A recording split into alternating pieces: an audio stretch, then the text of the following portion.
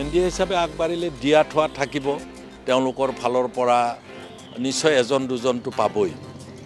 পাঁচজনতনো আৰু গোটেইটো নাপায় ক'ৰবাত এজন দুজন তেওঁলোকে পাব যোৱা নিৰ্বাচনত আমি প্ৰায় 17টা আটাইতকৈ বেছি আমি জিকিছিলোঁ সেই সময়ৰ গভৰ্ণৰ ডাঙৰীয়াই আমাক সুবিধাৰ পৰা বঞ্চিত কৰিলে আৰু বঞ্চিত কৰাৰ পিছত ডেফিনেটলি চৰকাৰী পক্ষৰ সা সুবিধা ল'বৰ কাৰণে 7গৰাকী MCLA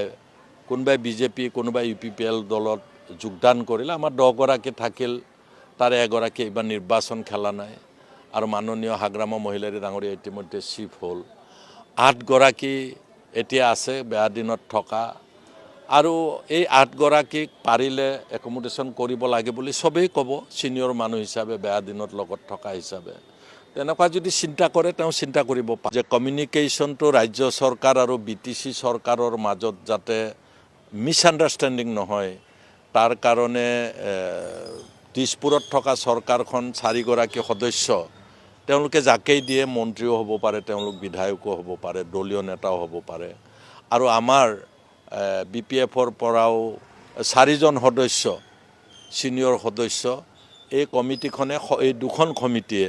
সকলো সময়তে কমিউনিকেশ্যন মেইনটেইন কৰিব আৰু কিবা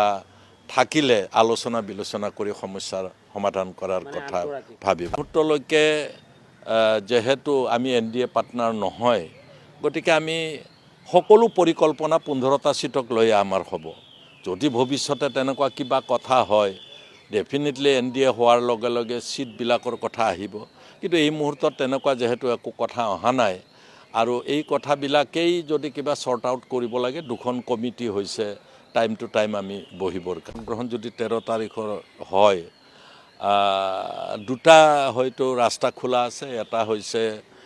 আমি বৰ্তমানৰ দৰে আগবাঢ়িম নে আমি NDA হিচাপে আগবাঢ়িম NDA হিচাপে আগবাঢ়িলে দিয়া থোৱা থাকিব তেওঁলোকৰ ফালৰ পৰা নিশ্চয় এজন দুজনটো পাবই পাঁচজনতনো আৰু গোটেইটো নাপায় ক'ৰবাত এজন দুজন তেওঁলোকে পাব